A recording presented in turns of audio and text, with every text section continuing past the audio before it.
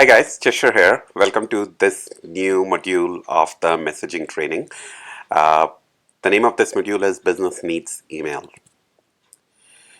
So this module is all about the introduction of the first Exchange server in our environment, and we are going to take the example of once again our favorite business, Contoso, which is being run by Sam and Rita.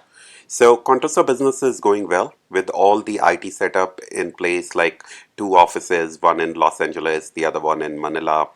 They have got two domain controllers, one in LA and one in Manila. They have got two file servers, which is replicating using DFS, or maybe you configured as your file sync, or whatever technology they are using to synchronize their file server.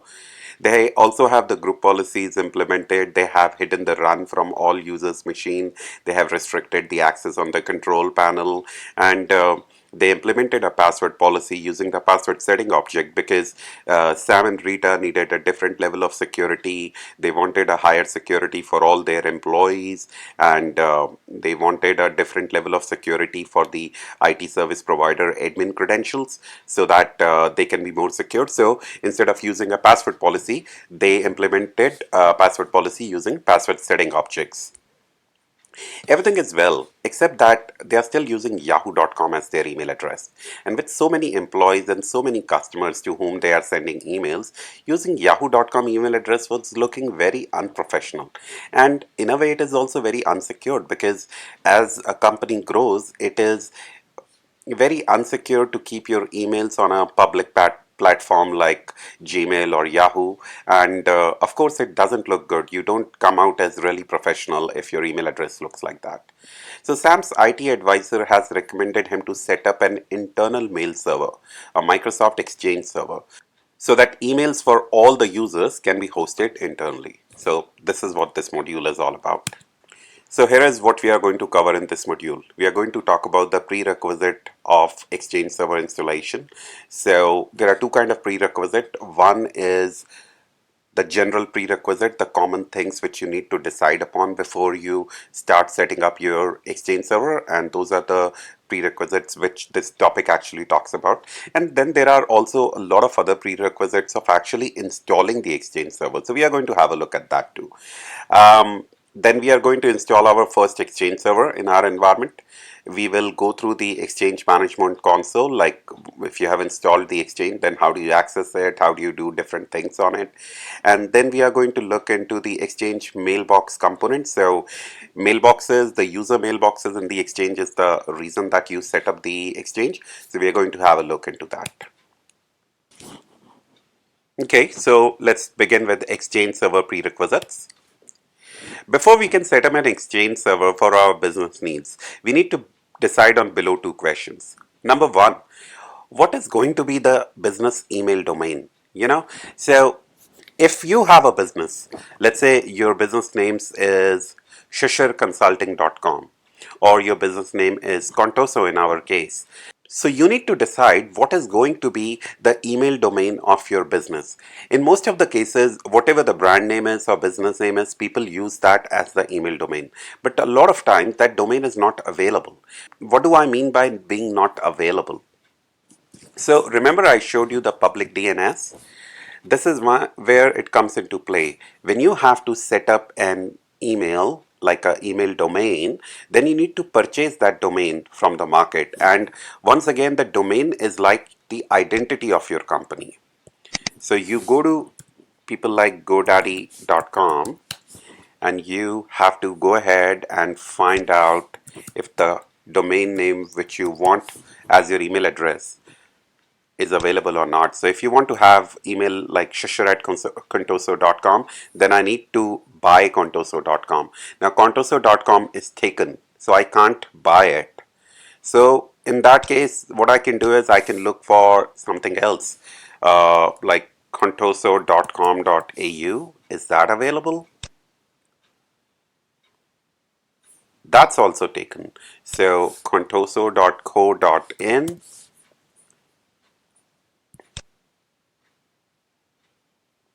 That is also taken. So maybe then I would go ahead and buy contosobusiness.com.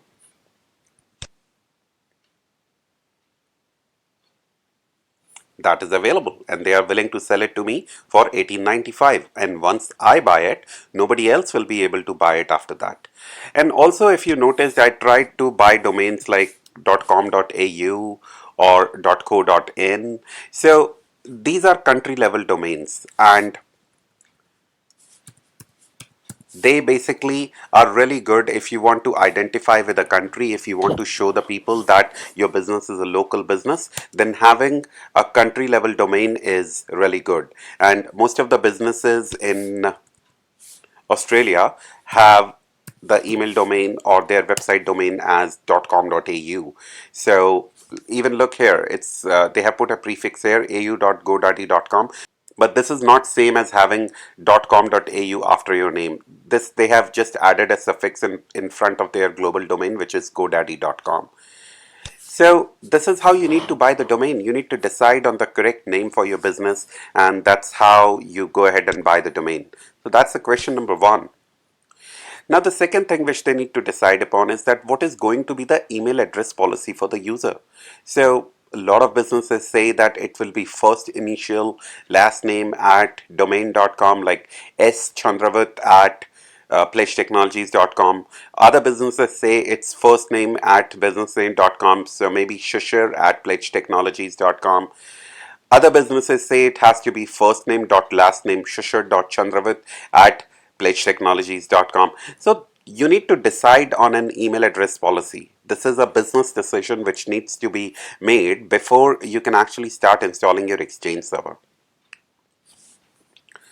We also need to purchase the public domain for their business. So I already showed it to you that we have to decide on this name, and this name, once you decide on a name, you have to make sure that that domain is available, because if that domain is not available, then you can't have that name as your business domain or your business email domain.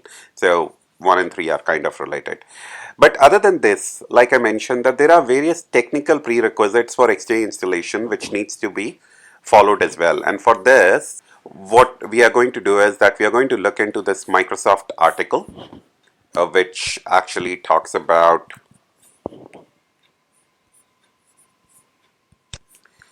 the prerequisites of installing Exchange server. And let me tell you this, guys, like knowing an Exchange server, it doesn't mean that I have to know it by heart. I understand the technology, and these prerequisites, they keep changing. So when you have to do an actual installation, you would have to, and every expert will go ahead and look at this article to identify what they have to install. So you need to have .NET framework, Windows management framework, and it's saying that you need to do these things.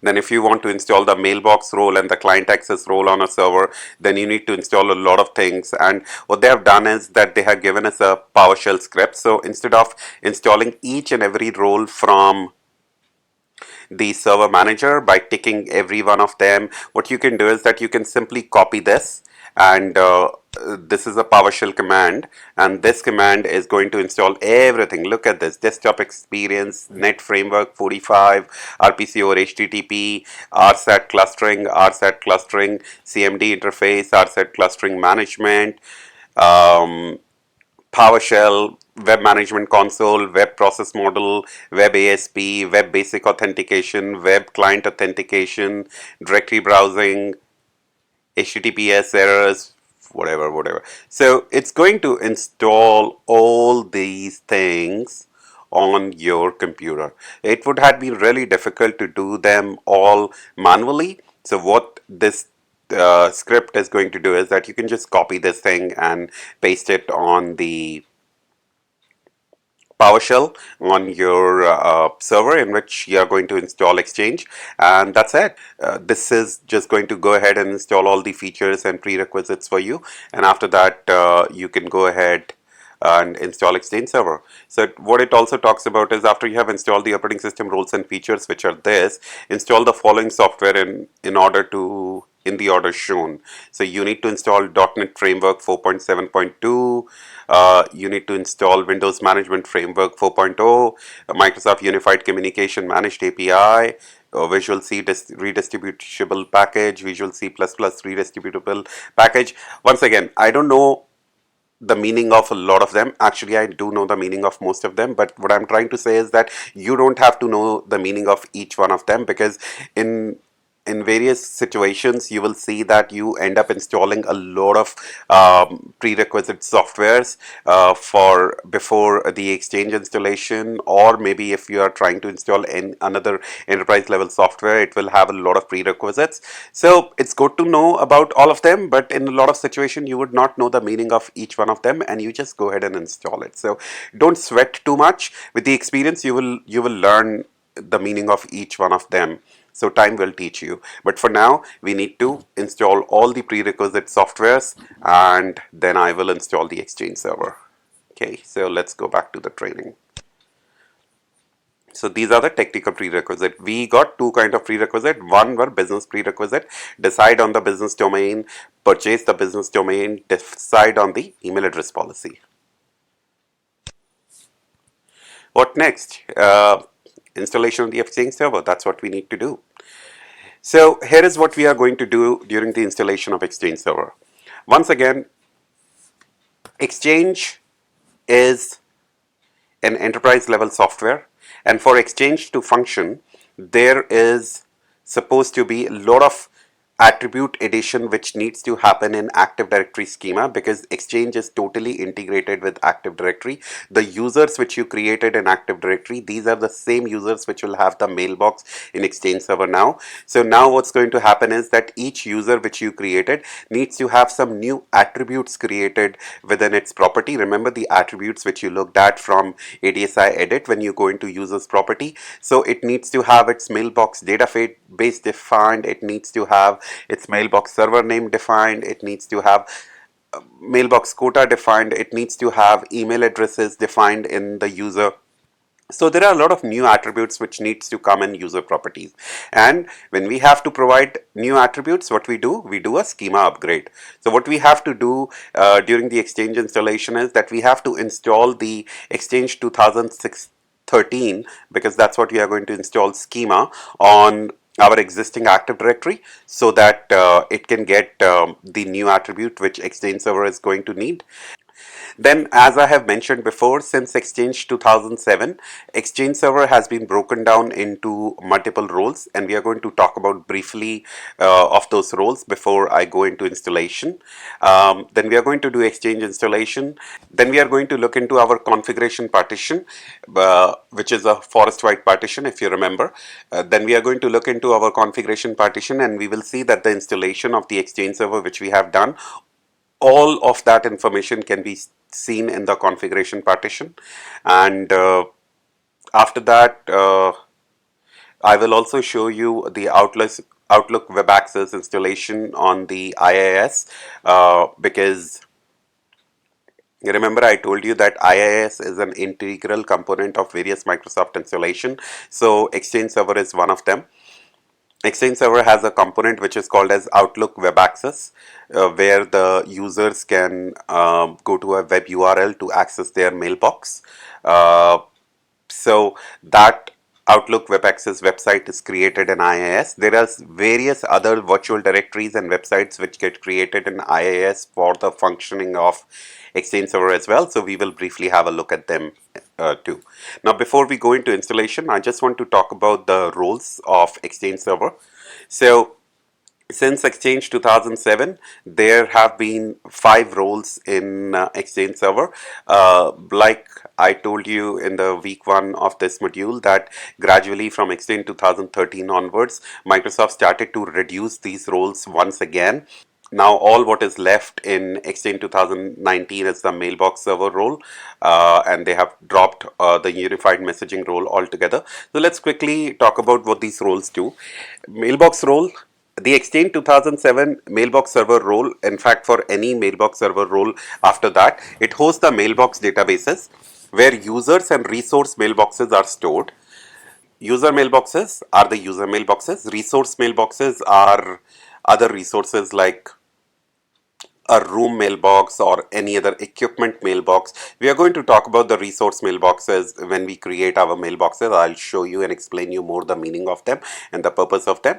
But for this definition, mailbox server role is the place where there are mailbox databases which contains the user and resource mailboxes.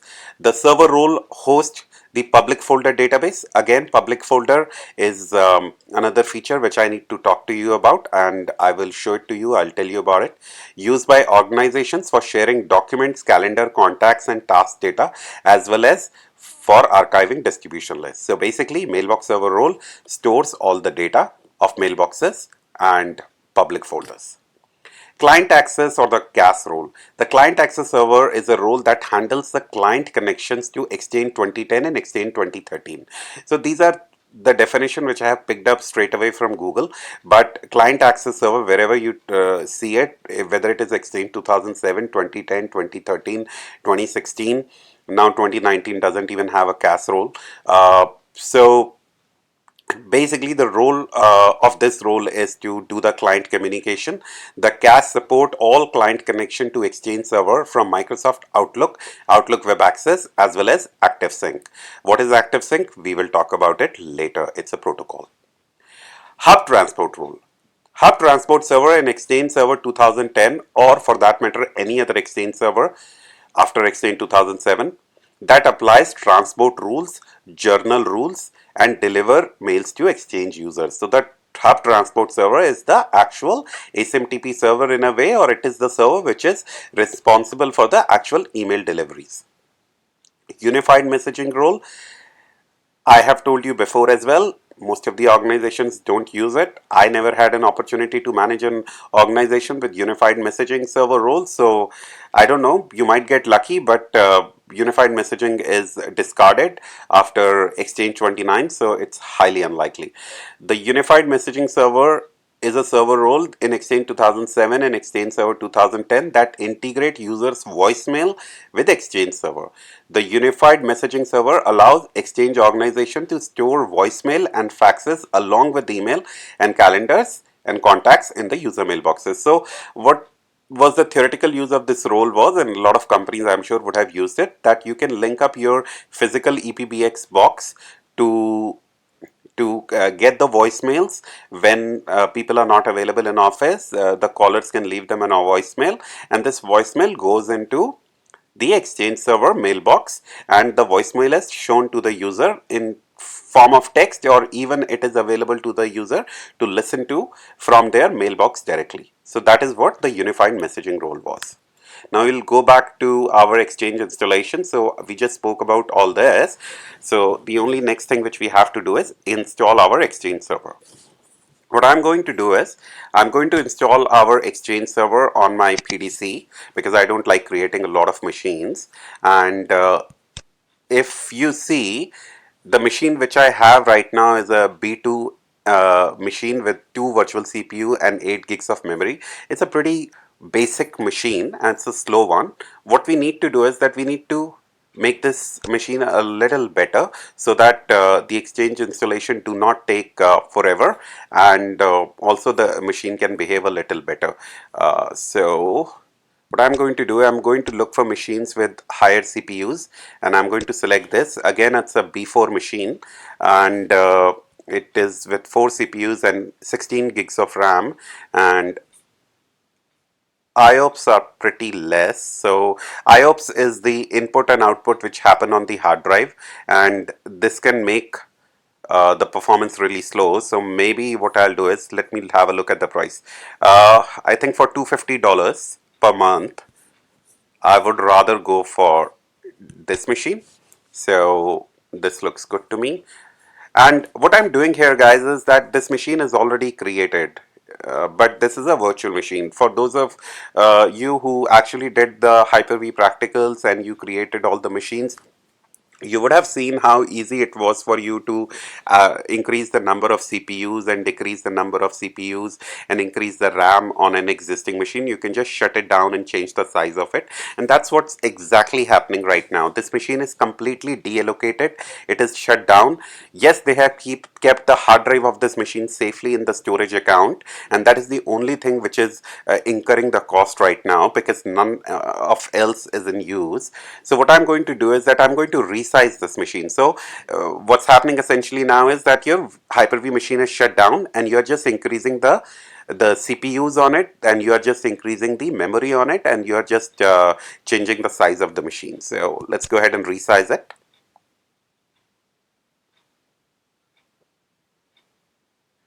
Okay, it's a problem. I'm unable to resize it.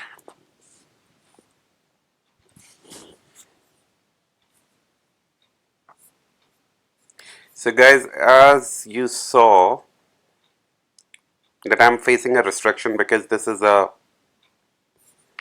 partner account subscription which I'm running here, a Microsoft partner subscription. So they are limiting me on the number of vCPUs which I can run.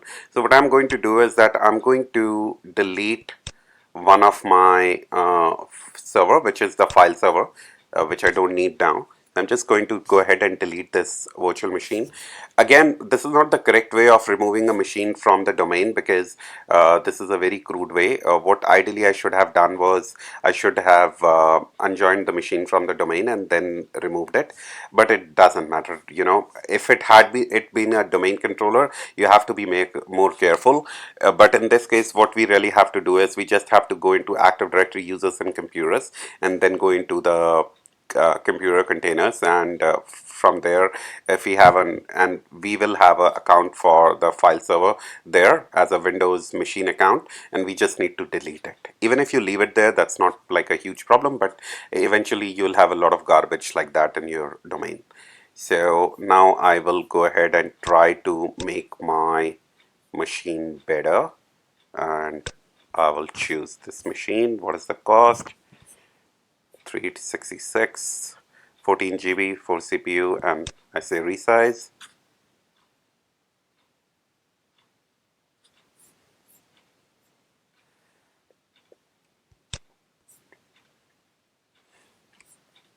That was the file server machine, so that's why the error message.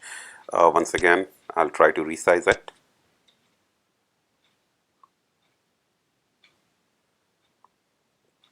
Okay, thankfully it did let me resize the machine. So what I had to do was I had to, so if you see here, it didn't let me resize the machine before because it was exceeding the approved total regional core quotas. So it was not letting me create an higher machine. So I had to go ahead and delete my file server because I kind of didn't needed it anymore. Now the machine is hopefully done resizing. So I'm going to go ahead and start the machine. As you can see, it's a standard D3 machine now, so it'll be a little better. That's a 4 CPU and 14 gigs of memory.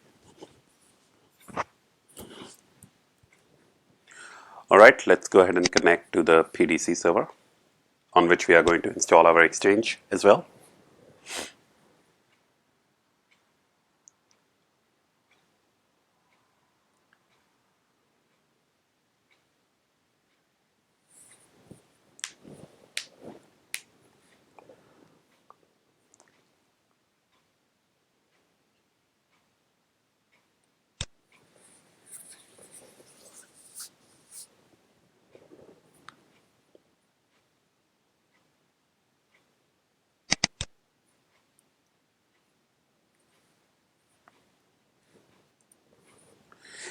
Now, one thing which I'm going to recommend you to do is go ahead and disable IE enhanced security configuration on this PC. So I don't recommend you doing this on a server, but because we are using this machine for doing a lot of things like installation and all that, and we have to download stuff, what happens is that IE Enhanced Security Configurations is some advanced security configuration which is put on Internet Explorer, which is the browser which we are trying to use here, and that makes working on the Internet Explorer a lot difficult. It keeps popping you up with protection warnings, and you'll find this is also available on Windows 7 and Windows 10 PCs. So disabling IE Security Enhanced Configuration is actually a solution to a lot of issues which you face on that machine, especially with browsing. So I just did that. Now what we'll do is we will go ahead and download Exchange 2013 on it. And there is a link for it. I have already provided you the software. I'm going to use the same one. So I've logged into Autotask and I'm going to download it on my PC.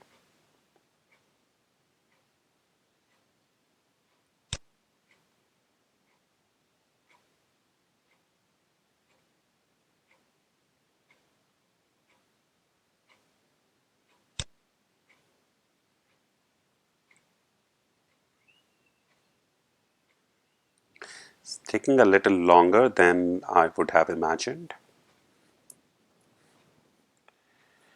Alright, so while Exchange is getting downloaded, what I'm going to do is that I'm going to open the same URL which we have here on our server, and I'm going to paste it. And what we can do is that we can install some of the prerequisites which we know of to install our Exchange server. So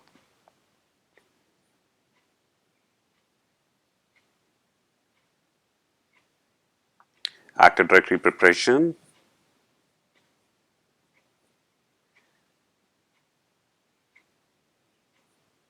So we have to install .NET Framework 4.7.2.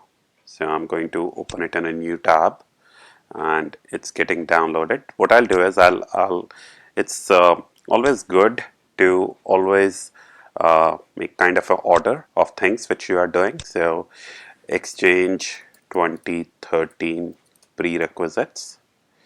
I'm going to create this folder and I'm going to download this here, and I'm also going to install Windows Management Framework, but it is saying that it's included with Server 2012. So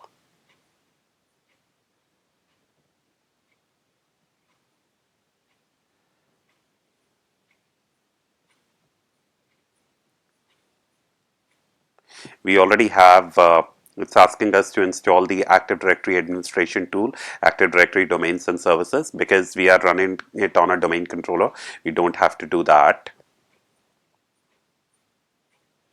So on the server which is going to run the mailbox role, we need to run this command, which is going to install a lot of features on it. So instead of uh, you know doing the installation manually, always run the administrator, always run the PowerShell as administrator.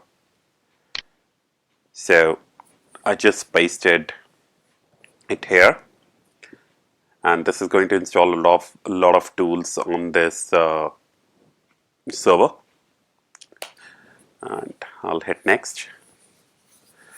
Easy peasy. That's why PowerShell is so amazing, that you can actually do a lot of installation instead of manually doing them.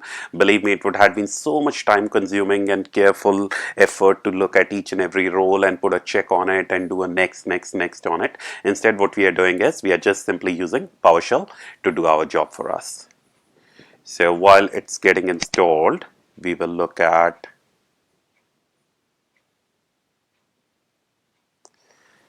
you have to install .NET Framework, which I reckon we already downloaded here.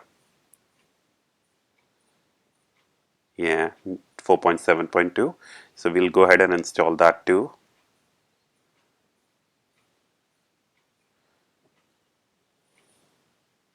we have to download and install this. So I will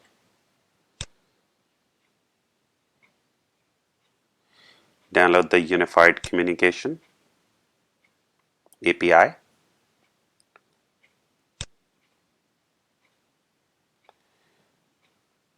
Once again, save it in the same folder on the desktop. Yep, so it's going there.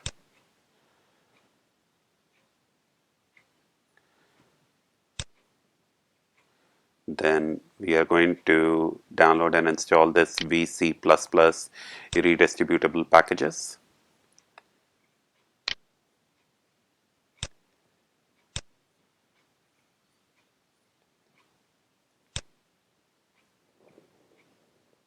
So it's giving you a few options to choose from here. I'm always going to download the 64-bit. So x64 means a 64-bit computer and x86 means a 32-bit computer. Most of the computers, at least all the servers now, are 64-bit. There is hardly any 32-bit left. So I'll just go ahead and choose this.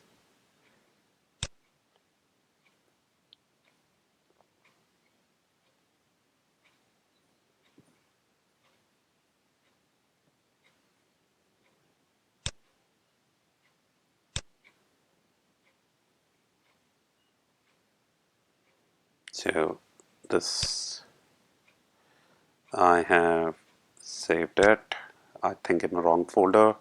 So I will cut it and move it to the correct folder.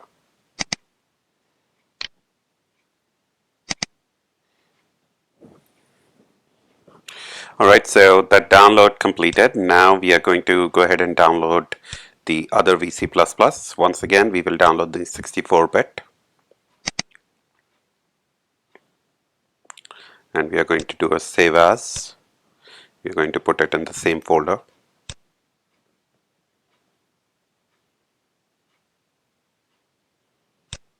Is it the same file?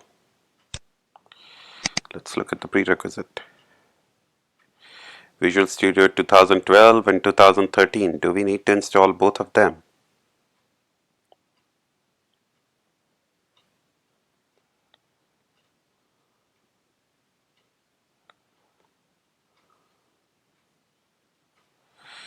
Okay, so we'll just download and install the latest one. We have downloaded both of them, so we will go ahead and keep both of them.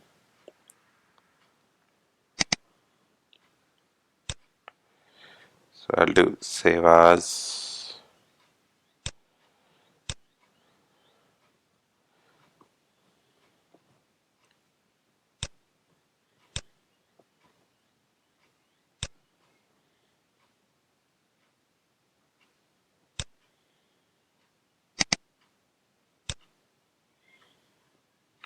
There's the pop-up. Where's the pop-up? I'll just minimize this. Okay, so this is the save as pop-up, and this is saying I'll just put something else here. So this is 2013. Okay, so both of them got saved here. Everything got saved here. Here it says you must restart the server. One more thing which I have done here is that I have downloaded the Exchange files and I brought the download here.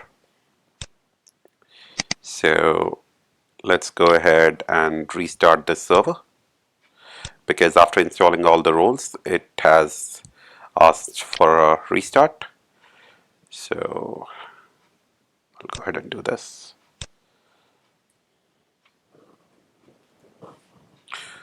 Alright, so okay, so it seems to be back up.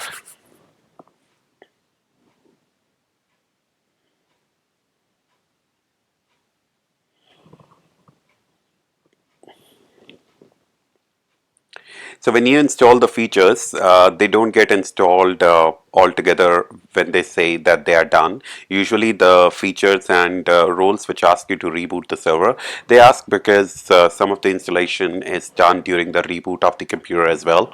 So that's what's happening now. And it actually hasn't rebooted yet. It is on the way down as of now. So Okay, now it went down. Now we need to wait for it to come back up. Okay, so now I'm going to try to connect. The server seems to be back up.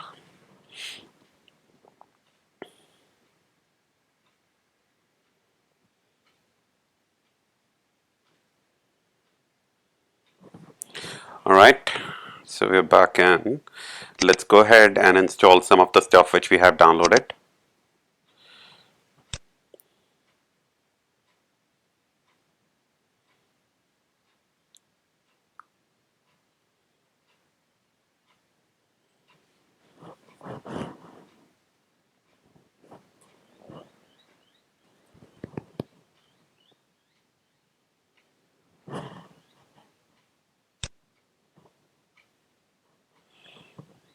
Okay, so it's saying that I have a later version of .NET already installed, so I'll not do this. I will go ahead and do this.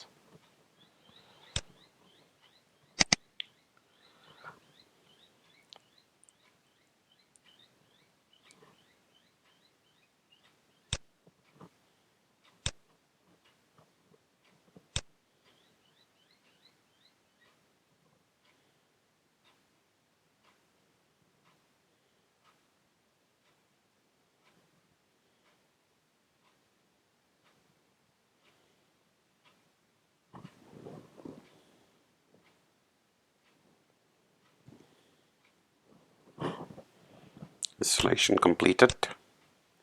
I'll go ahead and install this, the 2013 version.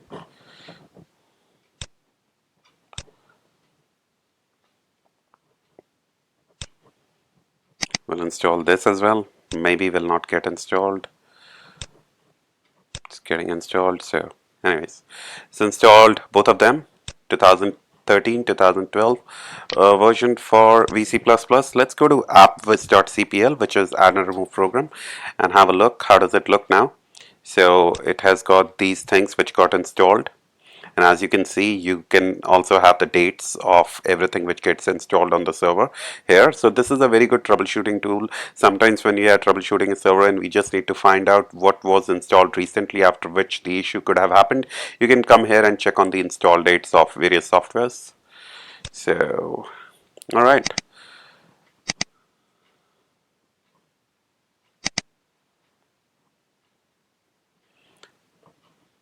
I come here and I go to the Windows installer file.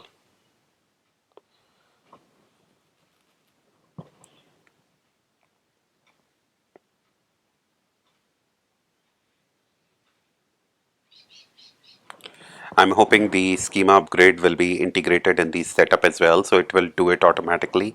In the olden days, we had to do the schema upgrade using the adprep command, and I won't say that was bad, but that was not at least as convenient as what's happening now, the schema upgrade being part of the installation process.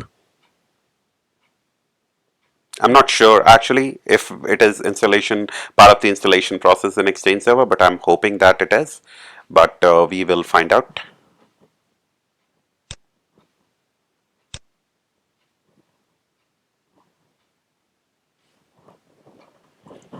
Now, because we are installing a big application like Exchange on this server, what I would recommend is that we take a snapshot of the server as well. So how do we take snapshot is we can go to our PDC and then we can go to the disks which is inside this PDC. And what essentially snapshot mean is that the current state of the hard drive, a photo will be taken of that hard drive, or a snapshot actually will be taken of that hard drive. And what can happen is that in case there is a problem with whatever we are doing, so we can come back to this state, and if needed, we can easily recover the situation instead of doing all the work once again. So I will say PDC snapshot before Exchange install, but after prerequisites install. Okay, so like you can make it detailed, storage type, standard HDD.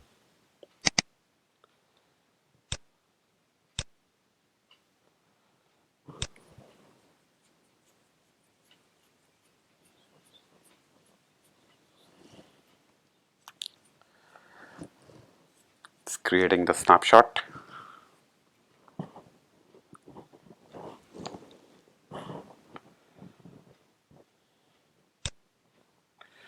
All right, so I reckon the snapshot is created. Go to the PDC once again.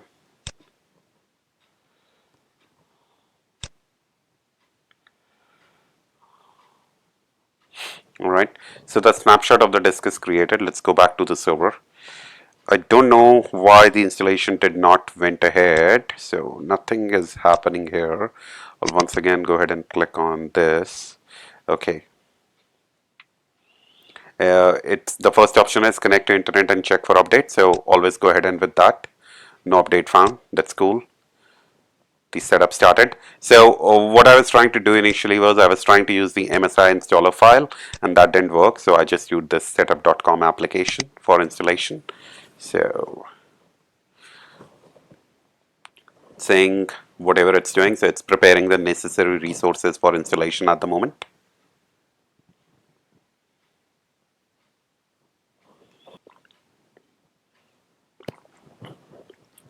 All right, welcome to Exchange 2013 installation. I would suggest you read each and everything which is here very carefully, because it's the first time that you would be doing it, and it all this gives you a lot of information. This is the most famous end user license agreement which Microsoft has for most of its products. It basically tells you all kind of licensing which you have to adhere to, and what if you do something wrong, then what kind of stuff Microsoft can do to you, the legal things and all those things. And end of the license agreement, they also talk about if anything wrongs happen to their to your environment because of any one of their software, the maximum liability that they have towards you will be $5. So this is something which I have heard. I have never ever read this agreement in full, so I don't know anything about that. But that's what Microsoft told me when I was in Microsoft. So yeah, this could have been very well a joke, but I'm sure they don't take a lot of liability. You use their software at your own risk. So use recommended settings, I would say. Okay, so now this is the most famous place where it is asking us what roles do we want to install. Now this is going to be a single Exchange server, so I'm going to install all roles on it. Edge server role cannot be installed on this because Edge server is a email filtering role, and the purpose of this role is to act as the outside server which can talk to the world, because you are not wanting to expose your mailbox server directly to the world for the security reasons. So Edge server can never be on this. And Hub Transport Server role is no more with Exchange 2013, as I have discussed before. So yep, the only choices which we have is mailbox and client access, and we go ahead.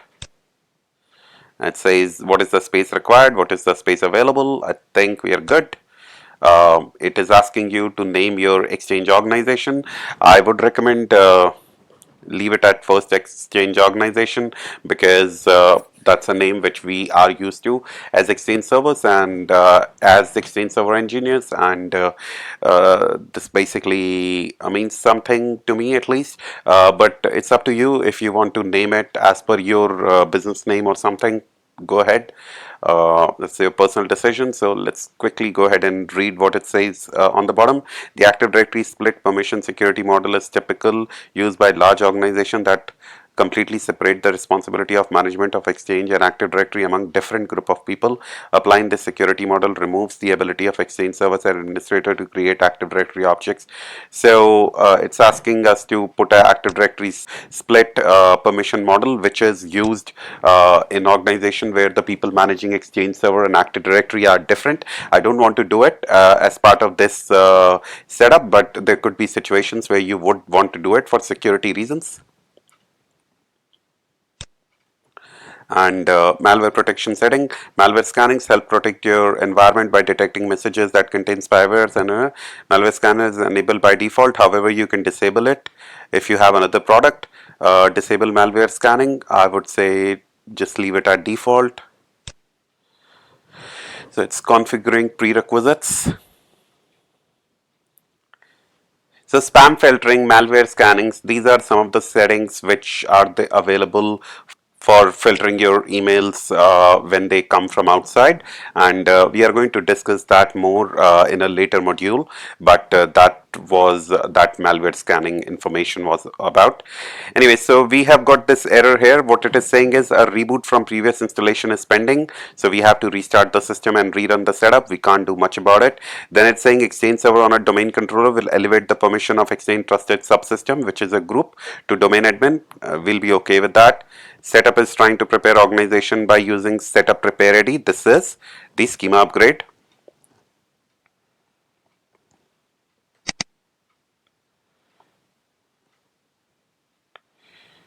And it is saying no Exchange 2010 or no Exchange 2007 has been found. So that's okay. I will go ahead and reboot. That's the fair thing which I can do. I don't know why it is saying so, but we will go ahead and reboot.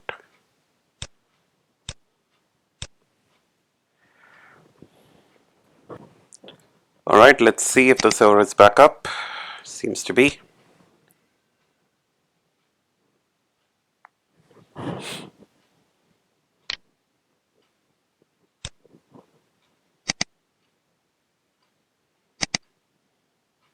I'll begin with the setup once again.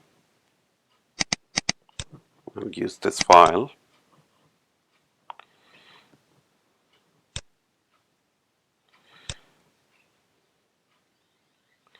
Just copying the files.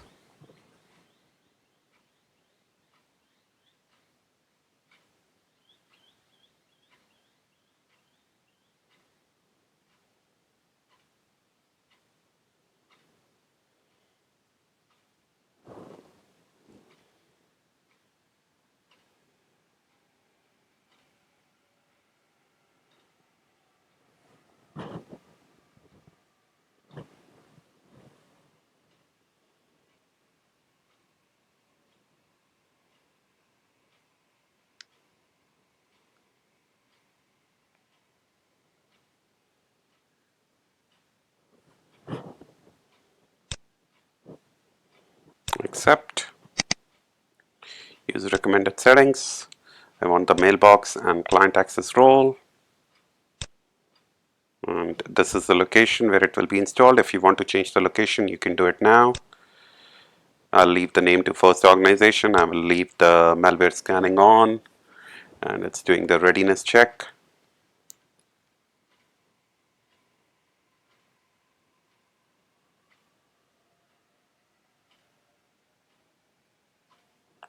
So thankfully now I don't have that reboot message anymore.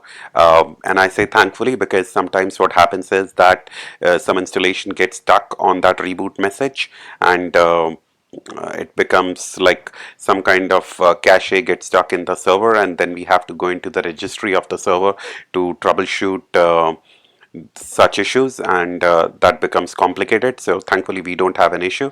It's talking about that we shouldn't be installing domain exchange on domain controllers because that changes some permission level. We are okay in this particular scenario, we'll do it. Then it is talking about the prepare AD, which is going to do, and we are saying all right.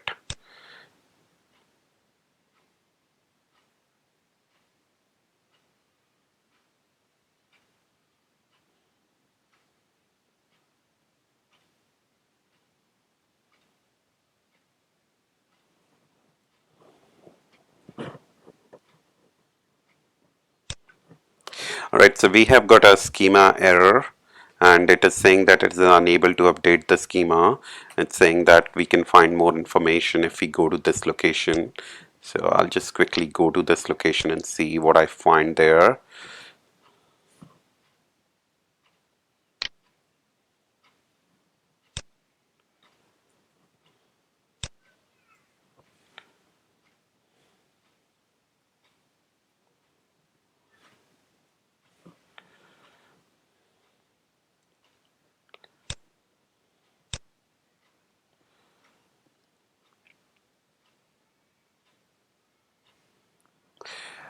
Okay, so see, this is the Active Directory replication error. It is saying that FISMO role ownership cannot be verified because directory partition has not replicated successfully with at least one application partner. So it is saying that there is probably some problem with the AD replication. So what we will do is we will quickly open dssite.msc, and one thing which I'm going to do is I will put actually these two servers in the same site for now, because being in the different site, the Active Directory believes that they are physically apart and it takes time to replicate them. Whereas we know that they are actually not apart, and they should be replicating instantaneously. So what I'll do is I will put all the servers, both the servers rather, in the same site so that they can replicate immediately to each other.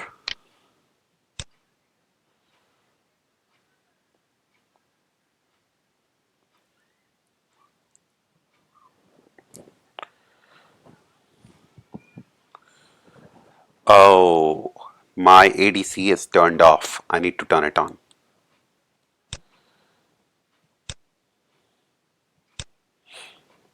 Okay, I was just hoping that I'll save some money. I didn't needed it, but looks like the PDC cannot live without ADC, so need to turn it on. I'll open CMD here and I will run the command ping ADC -T.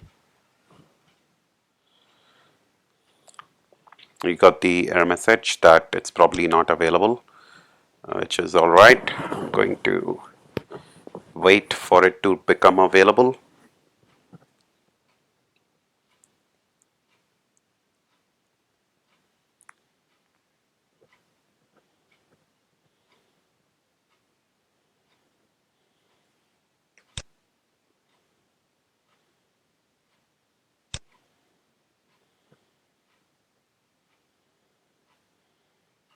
Alright, we got a ping request back, so that's cool.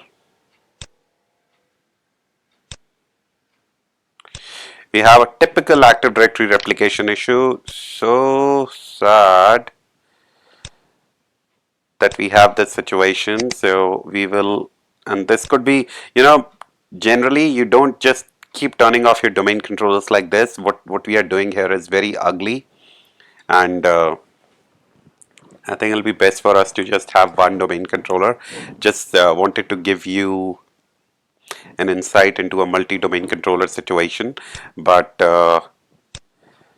yeah, now that you have understood it, I think it'll be good for me to just have one domain controller. But anyways, so now that ADC is back up, the replication seems to be all right. Hopefully, I'll have to do this whole thing again.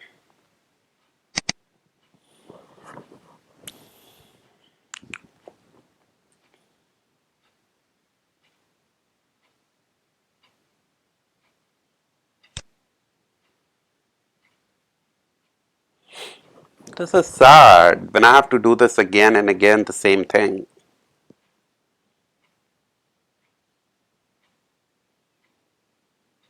But the good thing is that you guys are getting a real-time experience of installing Exchange Server, and if you don't plan it very carefully, if you don't read all the prerequisite requirements and everything very carefully, it's most likely that you are going to run into these issues.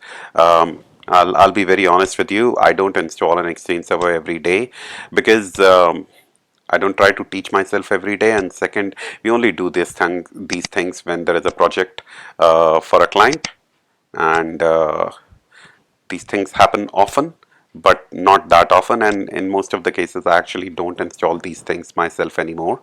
Um so yeah, it's after a while that I'm doing it, and that's why all these error messages.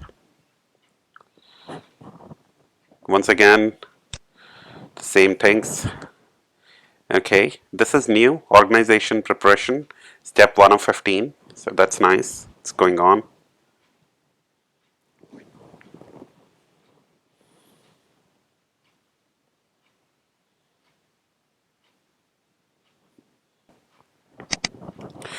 All right, the setup is progressing, so it's taking one step at a time. What I do is that these are very time consuming steps, so I actually pause the videos in between. Hence, you might have missed the step two, which just came and went. Hopefully, for you as well, when you install your Exchange server, it will be like that. But if I run into any error message, then I'll definitely stop and show it to you. But other than that, I don't want to waste your time.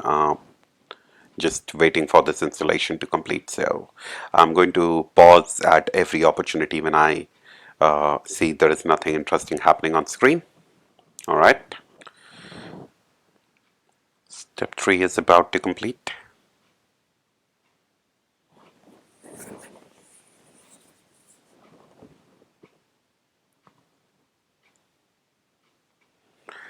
All right. Step 3 got completed. Now we are in step 4. So it is copying some language files.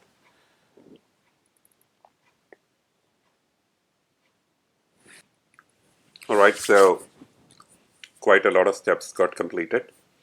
Now it is installing Mailbox Role Transport Servers.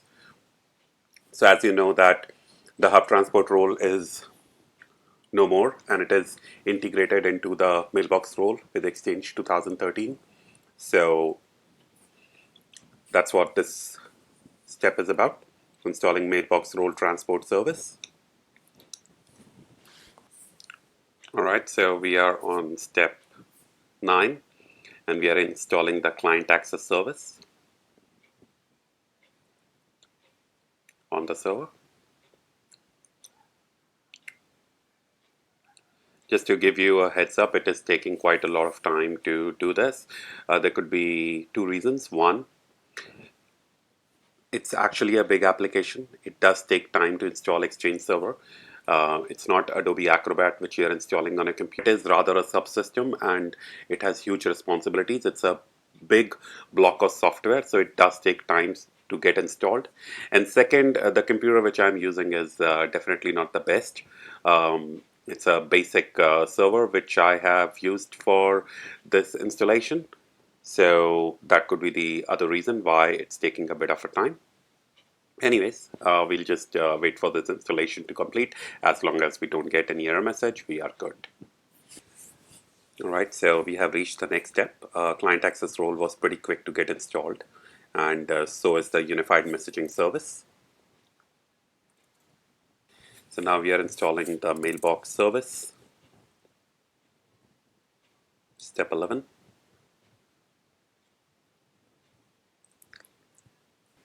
All right, so we are on the step 12 of the process, which is client access role front-end transport service. Once again, you really don't have to understand the meaning of each and everything, but it kind of is self-explanatory that this has to do something with the transport service. But most of the experts won't know exactly each and every component. Managing a software like Exchange or a subsystem like Exchange is a different thing, and knowing the meaning of each and every word is not something which is expected out of you, or you would ever be able to do it. So don't get too ingrained into the details of everything. Don't let these things overwhelm you. As long as you are able to manage the Exchange server, do the things which you are supposed to do, which we are going to show you, you are golden. All right, so we are on step 14, which is finalizing setup.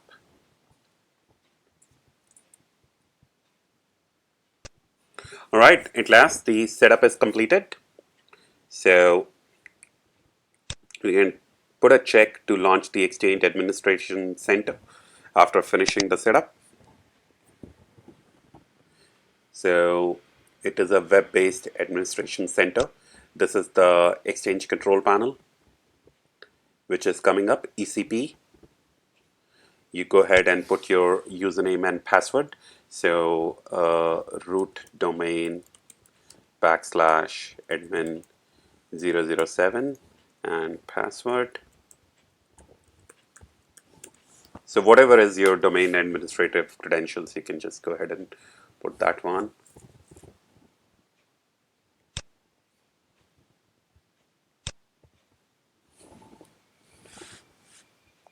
Or use the built-in admin account, which I have.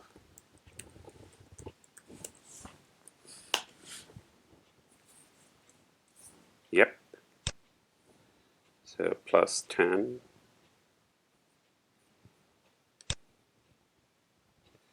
Sydney.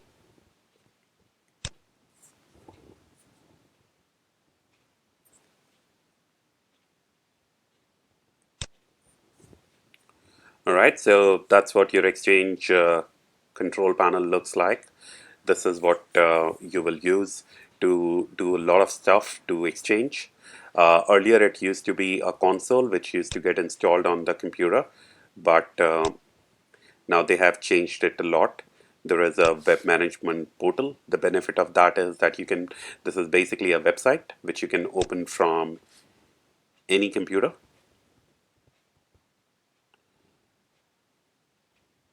I'm just looking for if Exchange installed anything else on this computer.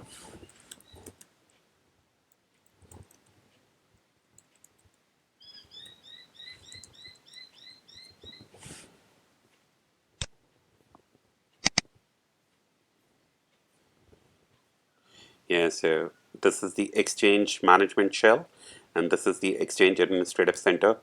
So this is what got installed. So Administrative Center, if you click on it, it will basically reopen the same website.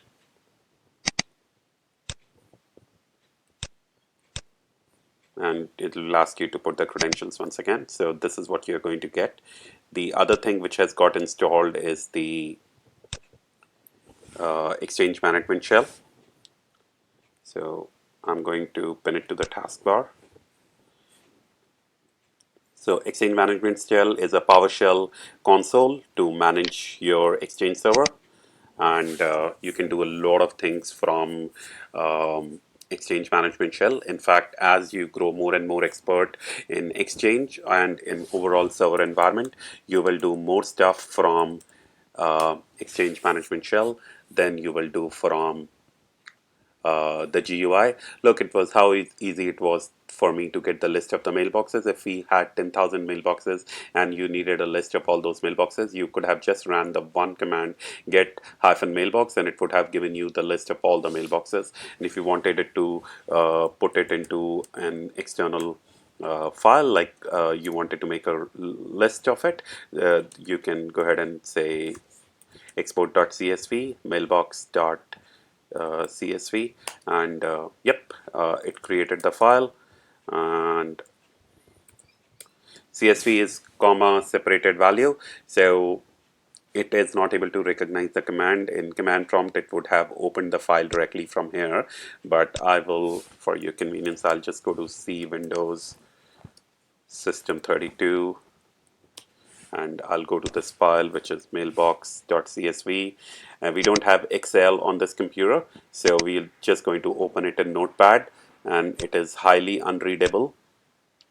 But what has happened is that it has provided you the list of the mailboxes, and it gave you a very dirty list actually, because I didn't give it any formatting instruction. So what I can do is I can say I just need the name and the server name, not all the details. So once again, don't get lost in what I'm trying to do here now, because I'm just showing you a bit of PowerShell, although this is not the right way, and I'm going to create a separate module telling you how to use PowerShell.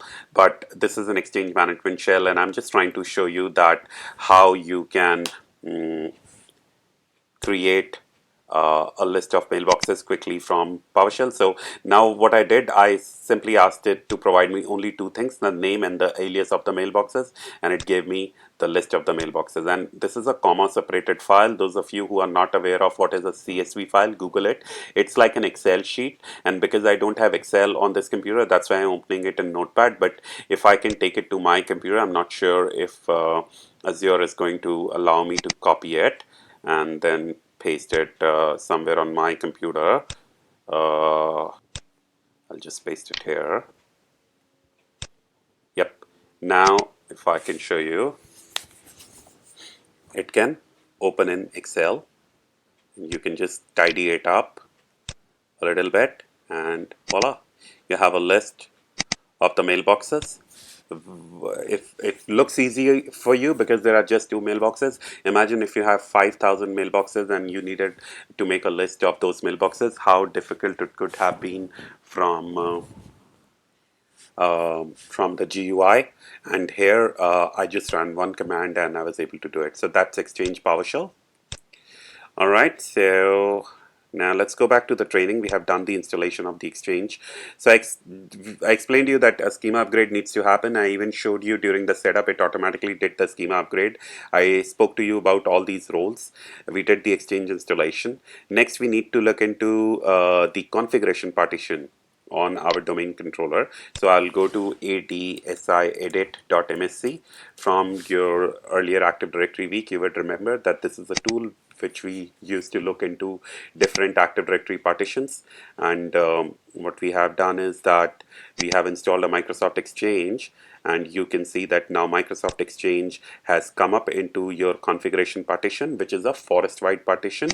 So all the domain controllers in the forest will have this, and you can see your first organization. You can see all these settings. Once again, don't get overwhelmed with this, because these are very complicated things which you won't have to anytime soon would have to come in here and do these details. This is you come here in ADSI edit to look at these things only when you are troubleshooting something, and when you will be doing these things, you would have become a lot more senior with the Exchange, and you would understand all these things. Ultimately, everything here is like a object, and you go to its properties and you go to its attributes and you update certain things in it, and you will only do them when you are fully aware what you have to do and the reason behind it. All right, so this is your Exchange and the configuration partition. It is very important for you to understand one more thing, which I have repeated multiple times, that configuration partition is a forest-wide partition, which means in the whole circle which has multiple triangles, which are your companies or domains, the configuration partition remains same. Hence, that is another reason that in a forest where there are multiple companies, multiple group companies which are their own triangle, you cannot have more than one Exchange organization. The Exchange organization, which is named as first organization, is going to remain only one. So it is also a bit problematic if you go ahead and name the organization in name of a particular company, because if in that forest there is other company as well, which is belongs to the same owner, same group of companies, and they also want to use this Exchange server for their email services, because they have to. As long as they're in this forest, they cannot bring their own Exchange servers or Exchange organization. Again, an Exchange installation can have multiple servers, multiple mailbox server, multiple client access server. So all the companies can install their set of servers and keep their set of data on their servers. But as far as the Active Directory is concerned, everything will come under here in this hierarchy. So it is part of the configuration partition, and that is why in an Exchange forest or in an Active Directory forest, there could be only one Exchange organization. You cannot have more than one Exchange organization. So that's something which you need to understand. Now I want to show you IIS on the server, just to show you what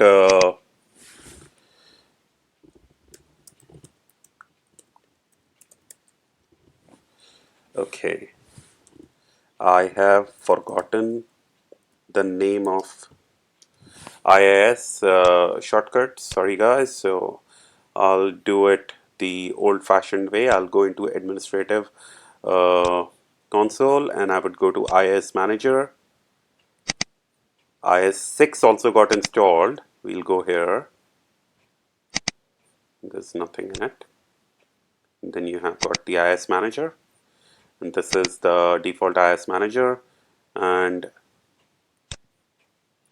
then if you go here, then you go here, then you go on the default side, then you see this is a website which got a virtual directory which got created by Exchange. This got created by Exchange. EWS is Exchange Web Services. This also got created by Exchange. This MAPI got created. This OVA is your Outlook Web Access. Let me try to browse it. OVA, if it shows up.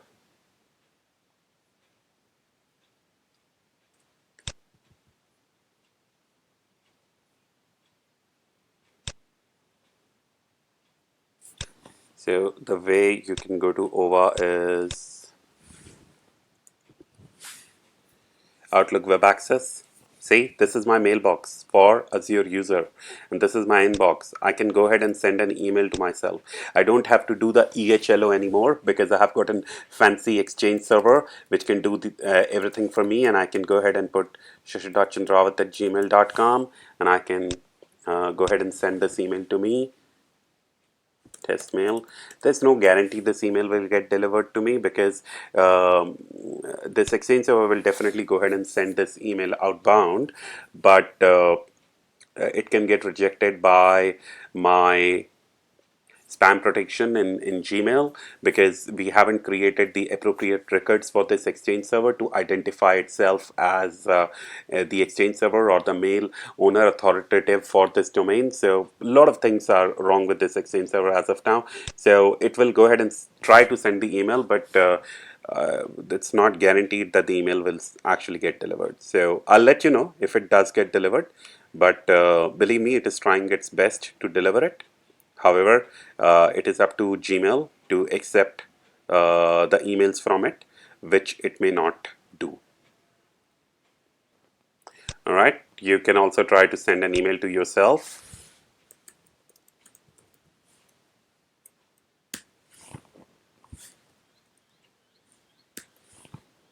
and say test mail, and this email should get delivered. See, you sent an email to yourself, it got delivered. So that's Exchange Outlook Web Access, and the Outlook Web Access is running because this virtual directory got created in IIS. So even remote PowerShell works because of this. So there is a lot of things which has happened in the background when the Exchange got installed, and all these settings in IIS happened and everything. And I kept telling you that IIS is an integral component and you need to understand IIS, and this was the reason for it. Exchange and a lot of other services would use it. So that's done. I showed you the configuration partition. Let's go back to the training. I think that's it for this module. And so we have done schema upgrade, we have done roles explanation, we did the Exchange installation, we looked into the configuration partition, I showed you the Exchange installation there, I showed you the OVA installation in IIS and the other virtual directories which got created. We've already done the Exchange roles, so yeah, this section is done. We can move on to the next one. Exchange management. So Exchange management used to be done via a dedicated console before. Exchange 2010, Exchange 2007 used to have a dedicated console, Exchange Control Panel, but now Exchange Control Panel is a web-based control panel which you looked at here. So you can go to ECP, and this is the Exchange Control Panel. And then there is PowerShell, which I showed to you. So this is PowerShell from where you can do a lot of things. So these are the two places where you do most of your work from.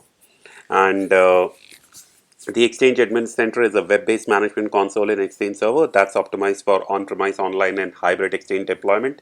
So this tool is very advanced. You can even connect it to, there are situations where people have on-premise Exchange Server and they also have an Exchange Online with Office 365, and these two organizations work together. So you can manage both the organizations from here.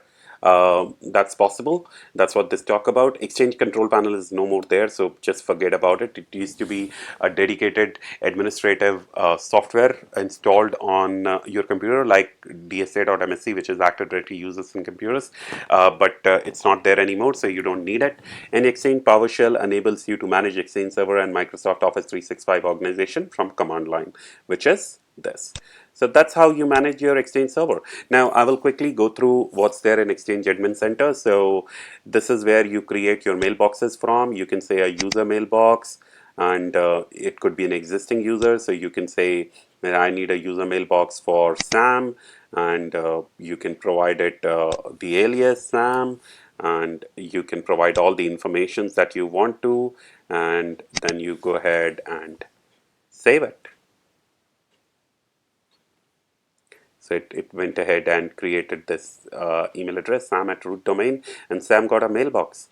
Now you can go to groups. Groups are distribution groups which you want to create. So you want to create a group for account people so that if accounts at root domain email is sent, it can go to everybody. So you can say account, and the email could be account at rootdomain.com, and you can add multiple users, whoever are people, let's say that you call it the owners, and if you want to create a distribution group so that if an email is sent to these people, this group, it can deliver to all the owners. So who are the owners? Sam is an owner. We don't have Rita as of now, so otherwise we would have done that, added her here as well. And yeah, that's how you go ahead and create a group. So I'm not creating the group as of now. We will come back here and do it. There are other stuffs which you can do. There are permissions, Exchange Management Console permissions, which you can apply. This is a bit deep stuff. I won't go into the details of these. Again, compliance management. You can do e-discovery. You can set up rules for data loss prevention.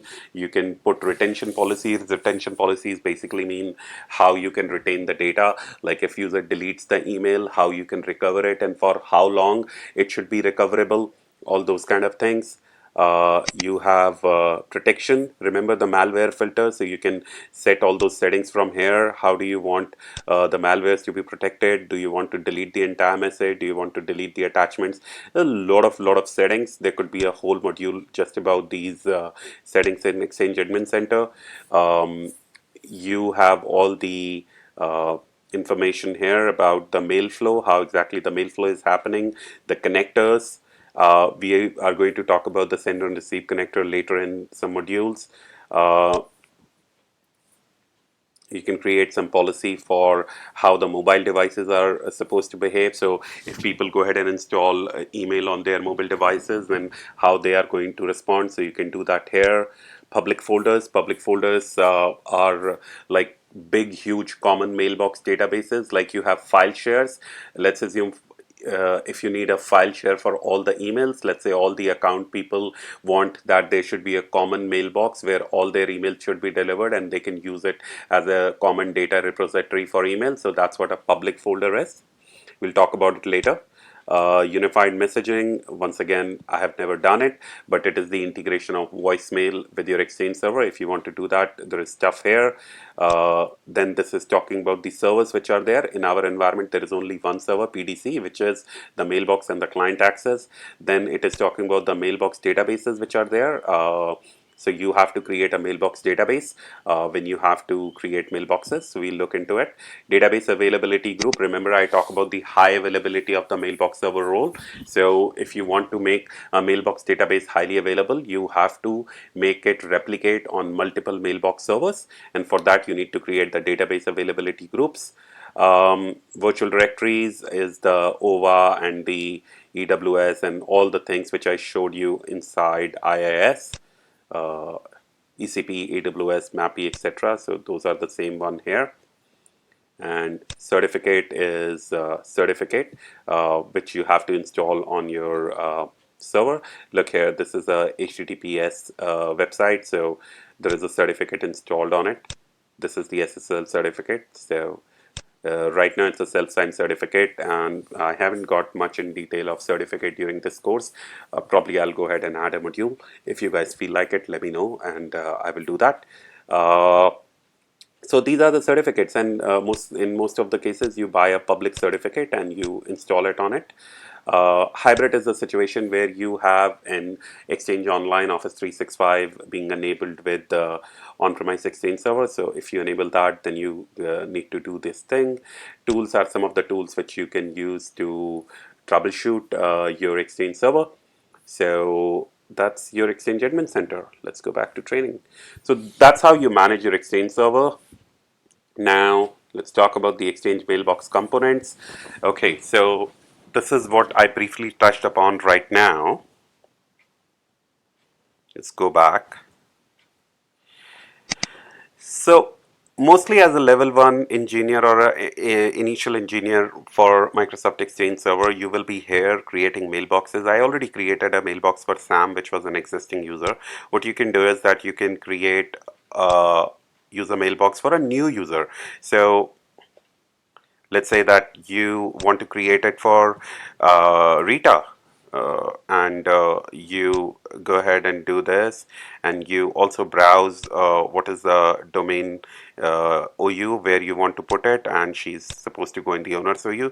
This is the same Active Directory which we have created. Okay, whatever you can do from AD, I wouldn't say whatever you can do from AD, but a lot of things which you can do from AD, you can do also from here in terms of user and their mailboxes. You really don't have to go back to AD users and computers to create the user and then come back here to create the user mailbox. You can do it directly from here too. So, and you can give a password. It has to match with your password policy. Nothing has changed. Uh, Everything remains the same.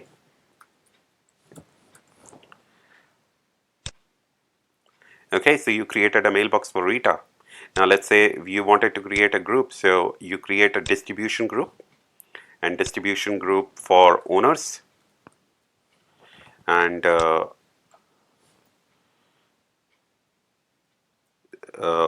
owners at rootdomain.com. This group is for owners.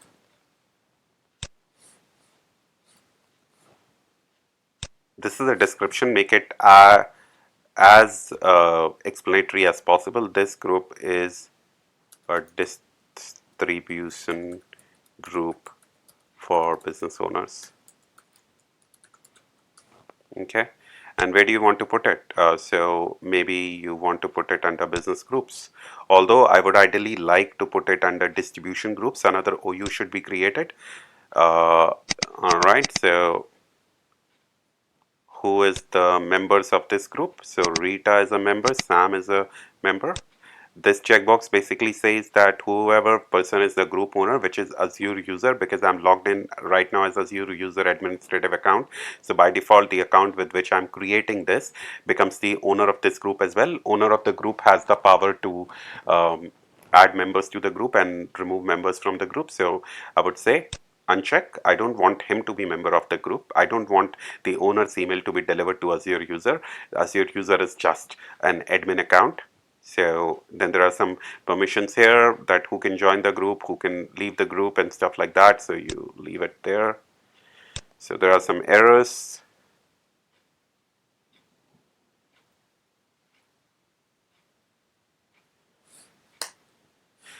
Uh, Saying the value is not valid.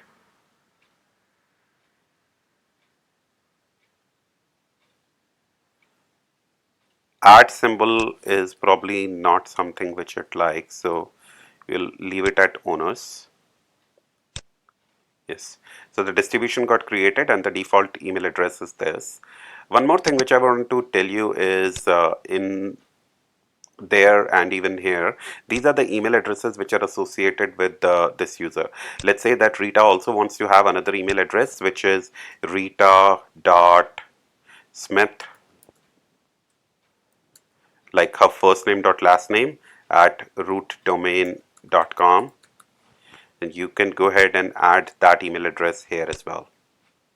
So now both Rita at rootdomain.com mails will get delivered here, and Rita.smith at rootdomain can also get delivered here. So that's there. Similarly, in the group, you can go here and you can add various email addresses. If you want to have more than one email addresses, you can go here and look at the members. You can add and remove members from here. There are some membership approval processes. If you want to configure all those things, they are there. Then delivery management. So sometimes what happens is that you want a group to be able to accept emails only from certain users, like not everybody can send it. I'll give you a typical scenario. So let's say there is a group in your organization which is all employees in at Microsoft.com. So this is a very powerful group. Anybody who send an email at all employee is at Microsoft.com, the email will get delivered to all the employees across the globe which Microsoft has. So Microsoft has to be very careful about who can send email to this group. And similarly, all the organization have such groups. They want to make sure that only correct people can send email to those groups, because an email sent to that group is being delivered to all the users, and it could be devastating for an organization if the email gets delivered and if there is some embarrassing matter in those emails, and it happens very often. I have been to all kind of organizations, and there is at least one or two such groups which people forget to think about, and sometimes some people just send email to those groups and embarrassing things get delivered to people. So yeah, that's not a very good thing. So what you can do is that you can say send it inside my organization, and then you can add a certain people. As of now, it is limited to inside my organization. That means all the people inside the organization can send email to this group. If you add a few people, then only those people, let's say that you say only Rita can, then not even Sam can send email to this group. You can do this and you can test by sending email to one such group, and you'll find out it doesn't work. Or otherwise, if this is a group which you want to leave it open to everyone, that is inside and outside the organization, then you can leave the option here, and then this is open group and anybody in the whole wide world can send an email to this group and it will get delivered to the recipient.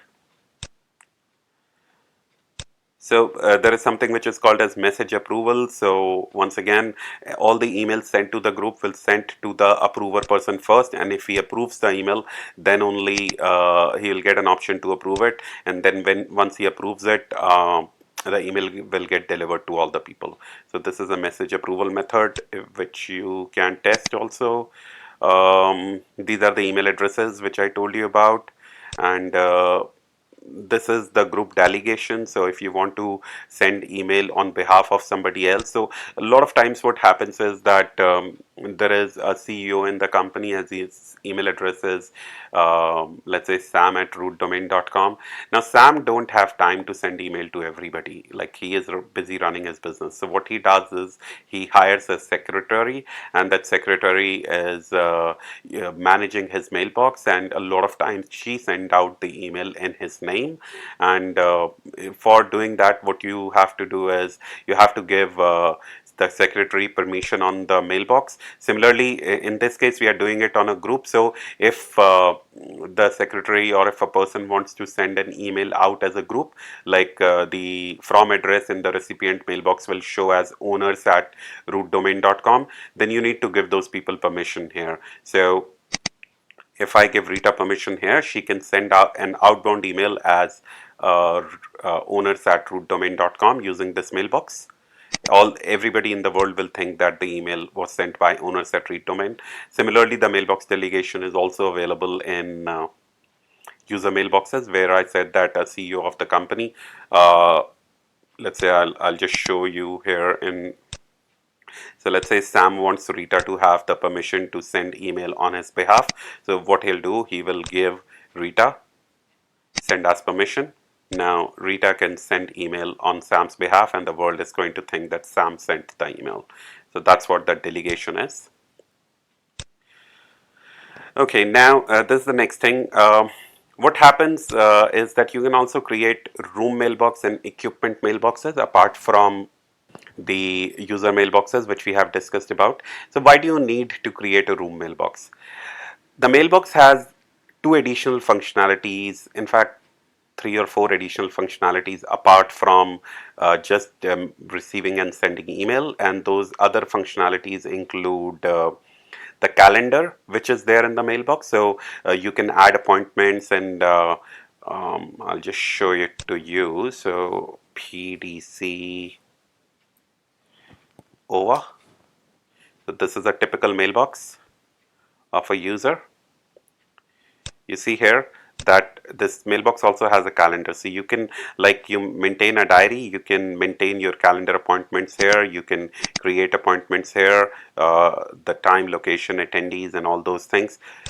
And you can book your times here. So That's calendar, and this is people. So all the contacts which you create in your phone, I'm sure most of you have seen by now that Gmail also keeps a copy of your contact, and if you have any other mailbox account, they also keep a copy of your contact. This way, when your phone get lost, and provided you have a smartphone, and then the next time when you configure your mail account, all the contacts are back. So that's the contacts. Now, why do we have resource mailbox? So resource mailbox, or the room mailbox, equipment mailbox, is created by the name of the room. So let's say you have got a meeting room 1, MR1. Okay, and you provide the location is Smith Street, or 101 Smith Street, or level 1, 101 Smith Street. So this actually has to make sense to the users in the company, that where is this room, and you can put the telephone number, and you can also say what is the capacity of the room. Maximum 12 people can sit in it, and then booking request. So what people can do is that people, when they book a meeting with somebody, let's say Sam and Rita book a meeting with each other, they need to sit somewhere. So they need to select a room where they will sit. So they can go ahead and book this room, and when there are so many people in the organization, there could be a time when somebody wants to have a meeting and then other person is sitting in it. So what people can do is that people can pre-book the room so that they can have their meetings. So that's what this is used for. And I will say accept and decline booking request automatically, and I will say this save. So I created a meeting room. Similarly, there could be a car in the organization, or there could be any other equipment in the organization which people want to book. I'll just show you the example. So now Azure user wants to have a meeting with Sam, because Azure user is a administrator of the organization and he wants to talk to Sam. And IT discussion, that's what he names the meeting. And location, so add room option is there. There is one meeting room available, MR1. And when do we want to have the meeting? We want to have the meeting now at 1:30 p.m. for 30 minutes. And where is Sam? Where can he?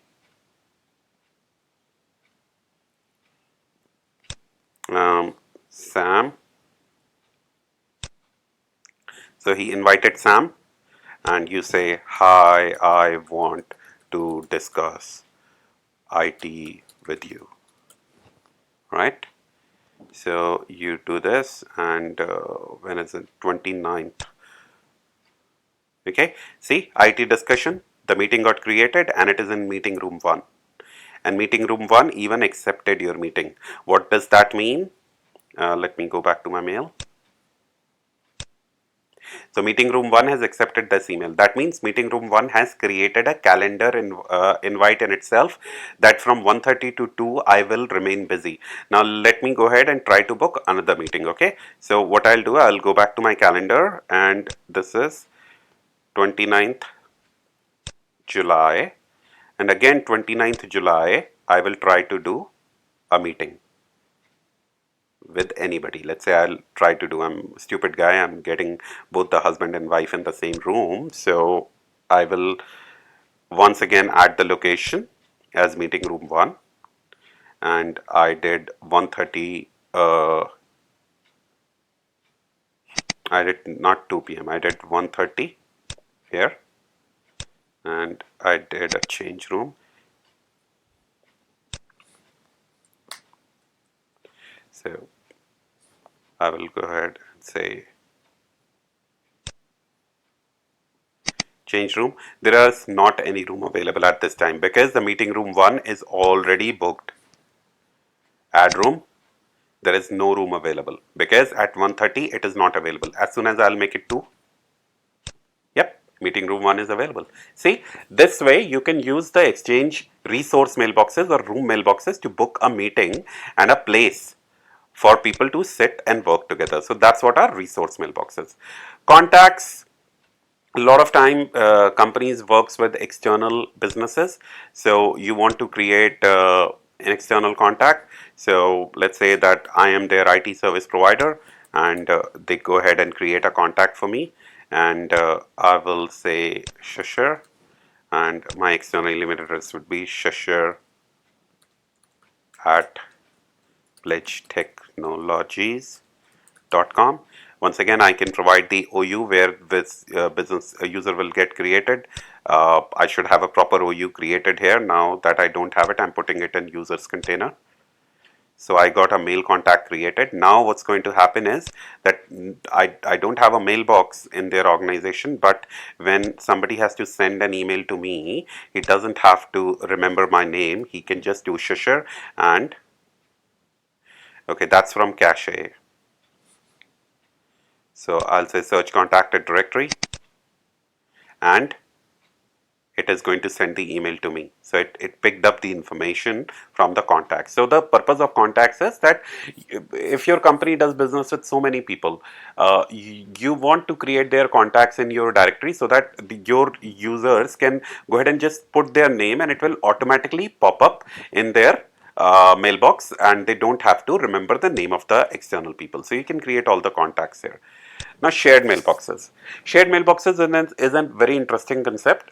Shared mailboxes are like accounts people want to have all their emails in a shared mailbox, and they want to send inbound and outbound communication from same mailbox. Like instead of each user and account sending individual emails to people, they want to use this shared mailbox. So what will they name it? They'll say account, and the alias will be accounts as well. And who has permission to send us this mailbox? I will say Sam has permission to send us accounts, and mailbox database, you can choose which mailbox database you want to put it in. We'll talk about mailbox databases later, and that's it. So a shared mailbox got created. Now all the users who are in accounts team, they can get access to this mailbox, and they can use this mailbox to send inbound and outbound emails to their requested people or parties or whoever they want to communicate with. The purpose of this is that if you use an individual email address, all the communication is trapped in that individual email address.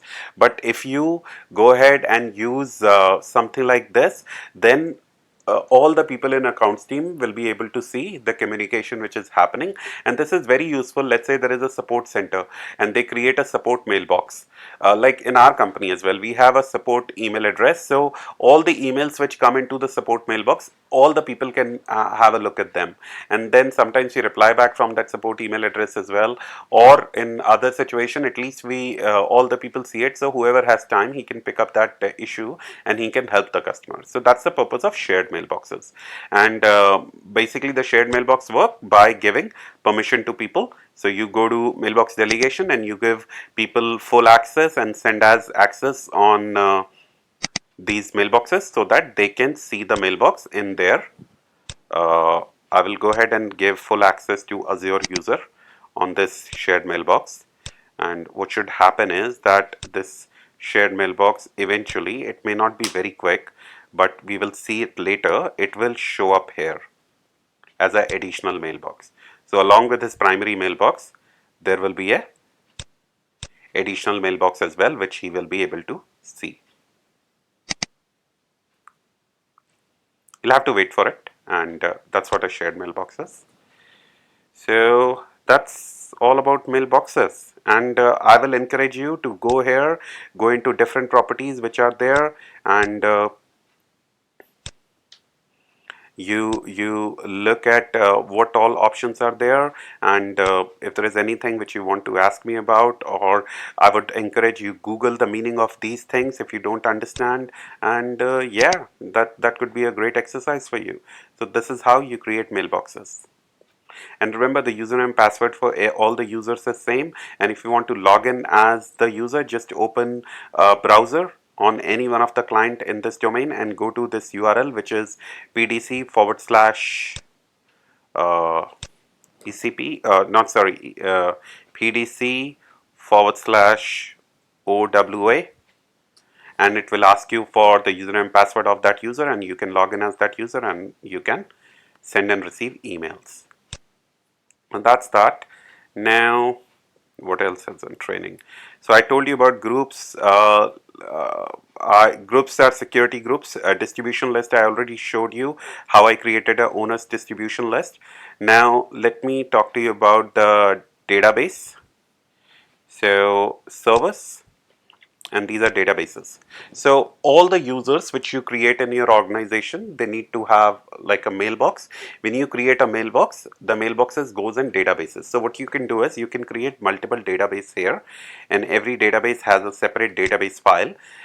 You can create n number of mailboxes within a database, but usually how we do it is that we create databases based on certain logic and principle. Let's say that for accounts team you will create one database.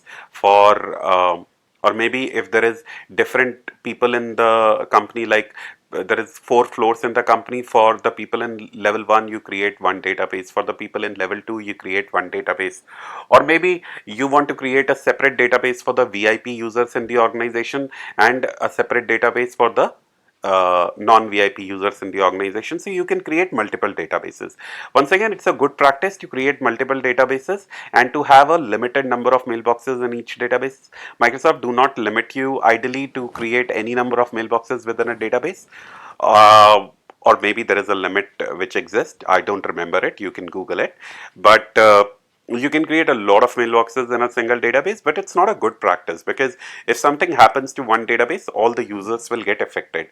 So that's what a database is all about. Once again, I briefly touched before, database availability group is that, let's say that you have 2 Exchange servers and you create your database availability group. So I'll just go ahead and create one. If it let me create it, I'll just name it DAG, database availability group. You have to provide it a witness server.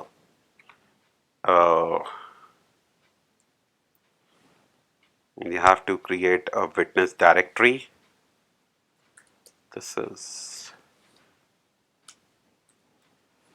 so I'll not go much in the details of what is a witness server and witness directory. You can Google that up, and you need to provide an IP addresses for the DAG as well. It did create the database availability group. So what I can do is that I can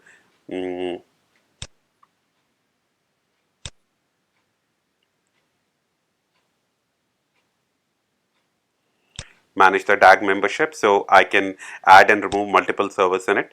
As of now, there is only one Exchange server, so if I had multiple Exchange server, I could have added them there. Then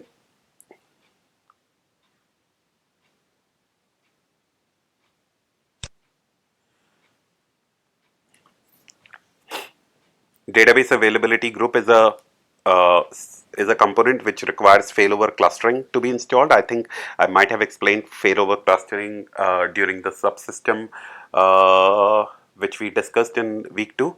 But database availability group is basically for the high availability of the database, and you can use it when you have to set that up. But we are not going to do this here. And that's that. All right. What else? So we created a mailbox for the existing user, create a new user and new mailbox. We did that for Rita. And alias is the additional email addresses. I once again showed you how you can create alias for the user or additional email addresses. All right, so now all this is done. So what else?